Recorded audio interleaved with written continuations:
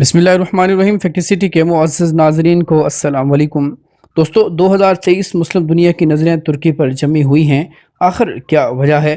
خلافت عثمانیہ کی بنیاد رکھنے والے دو عظیم نام ارطغرل غازی اور ان کے بیٹے عثمان ہیں۔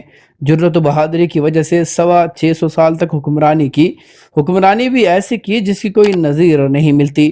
اس طویل مدت میں اصولوں کی پاسداری کرتے ہوئے اسلام کے جھنڈے کو سربلند رکھا اور مسلمانوں کو بہادری اور شجاعت کا علمبردار بنایا، اور ایسا عروج پایا کہ ایک وقت ایسا بھی آیا جب یوں لگتا تھا اس عروج کو شاید ہی کبھی زوال ہو، مگر یاد رہے ہر عروج کو آخر زوال ہوتا ہے، اور بدقسمتی سے یہ زوال طویل تر ہوتا چلا گیا۔ یہ زوال معاہدہ لوزان کی شکل میں نمودار ہوا۔ معاہدہ لوزان کیا ہے؟ کیوں کر یہ معاہدہ کیا گیا؟ اور اب اس معاہدے کی مدت جو کہ 100 سال تھی پوری ہونے کو ہے۔ اس معاہدے کے ختم ہونے کے بعد ترکی دنیا کے نقشے پر کیسے ابھر کر سامنے آئے گا، یہ معاملہ زبان زد عام ہے۔ دوستو یہ معاہدہ کب ہوا اور اس کی شرائط کیا تھیں؟ پہلے اس پر نظر دوڑاتے ہیں۔ جب خلافت عثمانیہ اپنے اختتام کو پہنچی تو برطانیہ نے اپنے ہم عصروں سے مل کر ترکی کے لوگوں کو محض ان کی حدود میں محدود کر کے رکھ دیا، اور اس معاہدے میں 5 شرائط رکھی گئیں جو آج بھی فرانس میں موجود ہیں، اور اس معاہدے کی شرائط کو سنبھال کر رکھا گیا ہے۔ اس معاہدے کی پہلی شرط خلافت عثمانیہ کو ختم کر کے اس کے جانشینوں کو بے دردی سے قتل کر دیا جائے، جائیدادوں کو ضبط کر لیا جائے، کچھ لوگوں کو جلا وطن بھی کر دیا جائے اور ان کے اثاثے بھی ضبط کر لیے جائیں، جس کا نتیجہ یہ ہوا کہ خلافت عثمانیہ کے 3 بر اعظموں جن میں مال و دولت کی فراوانی تھی، برطانیہ اور اس کے اتحادی قابض ہو گئے، وہاں موجود تمام مال و متاع اپنے قبضے میں کر لیا، اور ترکی کو ایک سیکولر ریاست بنا کر اسلام کو ختم کر کے خلافت پر پابندی لگانے کے بعد ان امن کے ٹھیکیداروں نے ایک ظلم یہ بھی کیا کہ ترکی والے ترکی کی سرزمین سے کسی قسم کی بھی معدنیات کو نہیں نکال پائیں گے۔ ترکی والے پیٹرول ہونے کے باوجود بھی دوسرے ممالک سے پیٹرول خریدنے کے پابند ہوں گے۔ ترکی میں سمندر ہے اور جس کی ایک بندرگاہ باز فورس ہے جس کو اس معاہدے میں بین الاقوامی قرار دیا گیا۔ اس بندرگاہ سے آنے جانے والوں سے ترکی کسی قسم کا ٹیکس وصول نہیں کر سکتا تھا۔ دوستو نہر سوئس دنیا بھر کی تجارت کے لیے ریڑھ کی ہڈی کی مانند ہے۔ اسی طرح باز فورس تجارت کی غرض سے دوسری بڑی بندرگاہ گردانا جاتا ہے، مگر معاہدہ لوزان نے طویل عرصے سے اس عظیم نعمت سے ترکی کو محروم رکھ کر ظلم کی داستان رقم کی ہے۔ دوستو اب اس معاہدے کا اختتام ہونے کو ہے۔ ترکی کیا کرنے جا رہا ہے؟ پوری دنیا کی نظریں اس پر مرکوز ہیں۔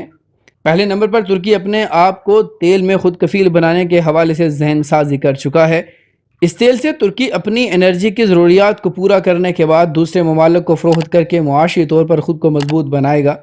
باز فورس بندرگاہ جو کہ ابھی تک بین الاقوامی طور پر ہر طرح کے ٹیکس سے مبرہ ہے، معاہدے کے اختتام پر ترکی اس بندرگاہ سے گزرنے والے تمام جہازوں اور بحری بیڑوں سے ٹیکس وصول کرنے کا مجاز ہوگا، جو کہ ترکی معیشت کے لیے بہت خوش آئند ثابت ہوگا۔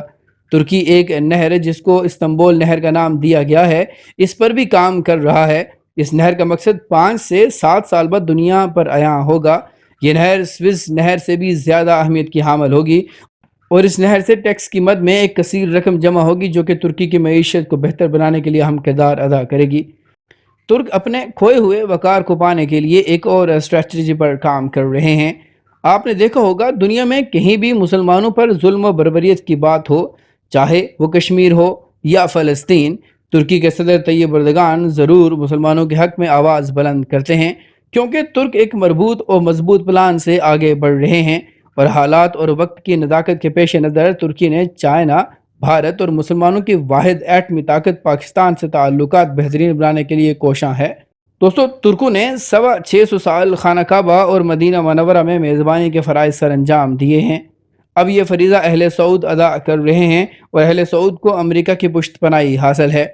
مستقبل قریب میں جب امریکہ کے سعودی عرب سے مفادات ختم ہو جائیں گے، کیونکہ دنیا جدت کی طرف جا رہی ہے، چیزیں تیل پر چلنے کے بجائے سولر اور بجلی پر چلنے لگی ہیں۔